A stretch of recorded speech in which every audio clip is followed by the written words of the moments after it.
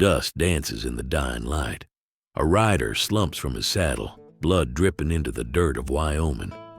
Behind him, cattle scatter and bullets echo off the hills. This wasn't a showdown. It was an invasion, one that pitted barbed wire against bullets and turned neighbor against neighbor. They called it the Johnson County War, but it was just the bloodiest chapter in a much bigger battle, the Cattle Wars. A war for land, for power, for control of the untamed West. After the Civil War, America's frontier was open, raw, and rich with promise. And nothing promised wealth like cattle. From Texas to Wyoming, the range stretched for thousands of miles, and men with money seized it. These weren't rough riders or honest ranchers. They were speculators, bankers, and railroad men, backed by politics and gold. They formed powerful syndicates like the Wyoming Stock Growers Association. Their cattle grazed freely. Their brand marked everything. And anyone who stood in the way was labeled a rustler. They came with hope, settlers, farmers, dreamers. But they brought something the barons hated: fences.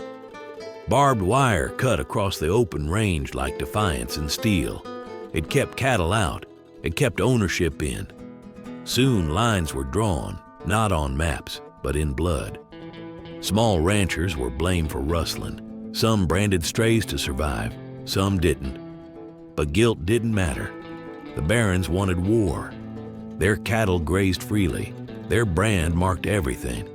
And anyone who stood in the way was labeled a rustler. It was April 1892. A group of 50 armed men, hired by cattle barons, boarded a train headed for Johnson County. Their mission? Assassinate 70 troublemakers, ranchers, homesteaders, anyone who refused to bow. They struck fast, burned cabins, left bodies in the snow. But in the town of Buffalo, word spread. The people armed themselves. The invaders fled to the TA ranch and were surrounded. A 3-day standoff until the U.S. cavalry arrived, not to arrest the invaders, but to escort them to safety. The message was clear: the law belonged to the wealthy. No one was convicted. No baron faced trial. The small ranchers buried their dead, and the newspapers buried the truth. The open range faded. The corporations stayed.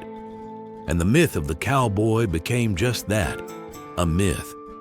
One that said the West was won with courage, not with contracts, bribes, and hired guns. The land was never free.